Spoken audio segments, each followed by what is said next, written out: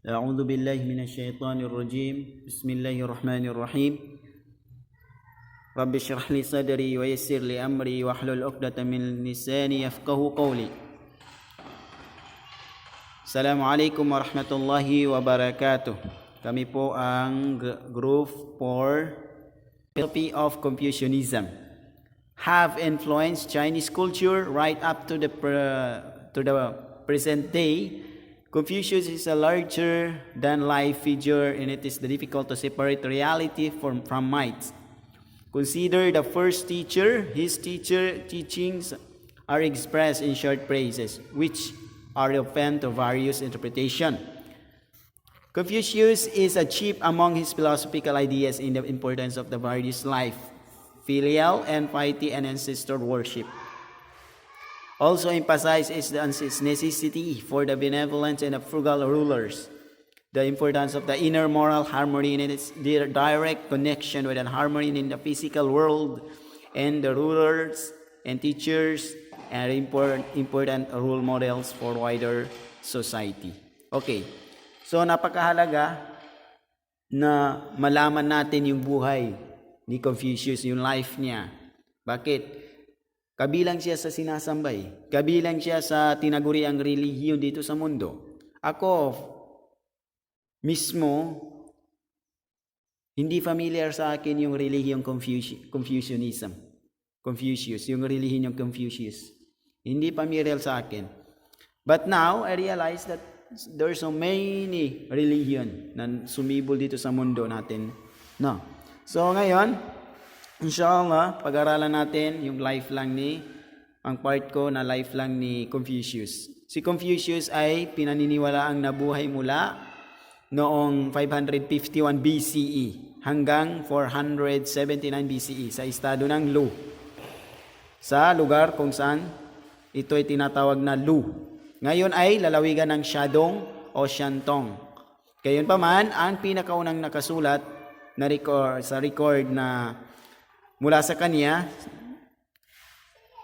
sa mga 400 taong pagkatapos ng kanyang kamatayan noong ang mga talaang pangkasaysayan ni Sima Qian o Sima Qian, pinalaki sa lungsod ng Khufu o Khufu.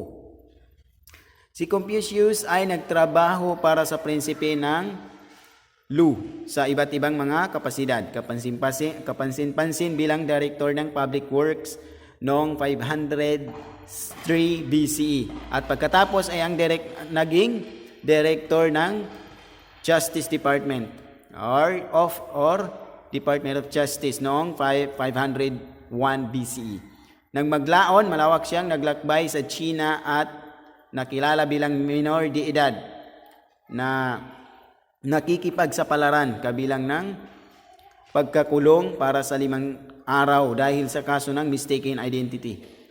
Na nakulong si Confucius ng 5 araw dahil sa kanyang mistaken identity. Hindi siya nakikilala doon sa lugar na kanyang mga pinuntahan, at si Confucius din ay natugunan ang insidente na may typical na pagpigil at sinabing mahinahong tumutugtog ng kanyang instrumento na may chords hanggang sa may natuklasang error.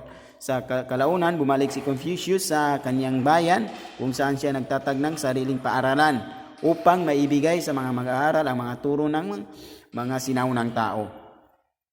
Hindi itinuring ni Confucius ang kanyang sarili na isang tagapaglikha.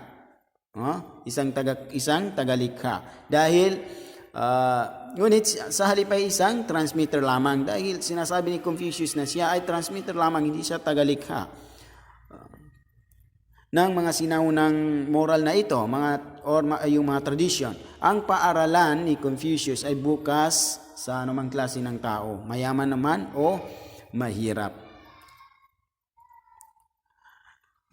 Dahil doon, sa panahon ni Confucius, ang estado ng Lu ay pinamunuan ng isang nagaharing dukal. Hinahawakan ng pamilyang Qi ang posisyon ng minister over the masses, na siya ring prime minister nito. Ang pamilyang Ming ay humahawak ng posisyon na minister of works, at ang hawak ng pamilyang Shu ang posisyon na minister of war. Noong 505 BCE, ang Yang Hu, isang retainer ng pamilyang Qi, bumangon sa paghimagsikat, inagaw ang kapangyarihan mula sa pamilyang Qi. Gayunpaman, noong 501 BCE, ang tatlong nagmamana ay nagtagumpay ang mga pamilya sa pagpapalis kay Yang Hu mula sa Lu pagkatapos ni Confucius. Si Confucius ay bumuo ng isang malaking reputasyon sa pamamagitan ng kanyang pagtuturo, habang ang mga pamilya ay dumating upang makita ang halaga ng wastong pag-uugali at katuwiran, upang makamit nila ang katapatan sa lehitimong pamamahalaan. Kaya noong taong iyon, 501 BCE, si Confucius ay itinalaga sa minor de edad na posisyon or minor position ng gobernador ng isang bayan. Sa kalaunan, tumaas siya sa posisyon ng Minister of Crime. Ninais ni Confucius na ibalik ang otoridad ng Estado sa duke sa pamamagitan ng pagbuwag sa mga kuta ng lungsod. Mga lungsod ng mga muog kabilang sa 3 pamilya. Sa ganitong paraan, may tatag niya ang isang sentralisadong pamahalaan. Gayunpaman, umaasa lamang si Confucius sa diplomasya dahil wala siyang otoridad sa militar. Noong 500 BCE, si Hong Fan, ang gobernador ng Hu, ay nag-alsa laban sa kanya hari ng pamilya Shu. Bagamat ang mga pamilyang Meng at Shu hindi matagumpay na kinubkob si Hu, bumangon ang isang loyalistang opisyal kasama ang mga tao ng Hu at pinilit si Hu Fan na tumakas sa estado ng Qi. Ang sitwasyon ay maaaring pabor para kay Confucius dahil ito ay malamang naging posible para kay Confucius at sa kanyang mga alagad na kumbinsihin ang aristokratikong pamilya upang lasagin ang mga kuta ng kanilang mga lungsod. Sa kalaunan, pagkatapos ng 1 taon at kalahati, si Confucius at ang kanyang kasamahan ay nagtagumpay sa pagkumbinsi sa pamilyang Shu na wasakin ang mga pader ng Hu. Ang pamilyang Qi sa pagsira sa mga pader ng Bi at ng Meng sa pamilya sa pagsira sa mga pader ng Qing.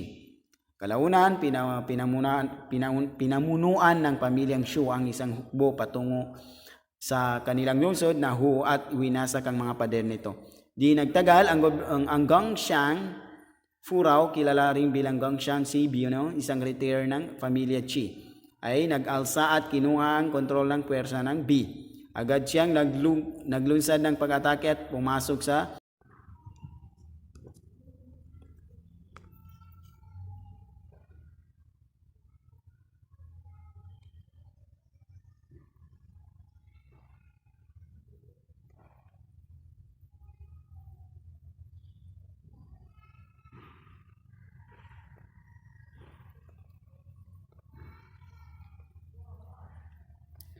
nagtagumpay sa pagkumbinsi sa pamilyang Shu na wasakin ang mga pader ng Hu.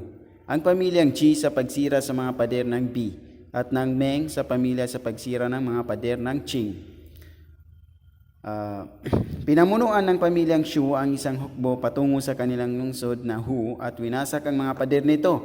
Di nagtagal, ang Gongxian Furao, kilala rin bilang Gongxian, si Boniyu, isang retainer ng pamilya Qi, ay nag-alsa at kinuha ang kontrol ng puwersa ng Bi. Agad siyang naglunsad ng pag-atake at pumasok sa kabisera ng Lu. Lumipat si Gongxian, Confucius na sumama sa kanya na itinuturing ni Confucius bilang gusto niya ang pagkakataong may sagawa ang kaniyang mga prinsipyo, ngunit sumuko siya sa huli. Hindi sinang-ayunan ni Confucius ang paggamit ng marahas na revolusyon ayon sa prinsipyo. Kahit na ang pamilya Qi, dominado ang estado ng Lu sa pamamagitan ng puwersa para sa mga henerasyon at ipinatapon ang dating duke. So yun, napaka-importante na nalaman natin yung kasaysayan ni Confucius, yung life niya, kung saan malalaman natin yung mga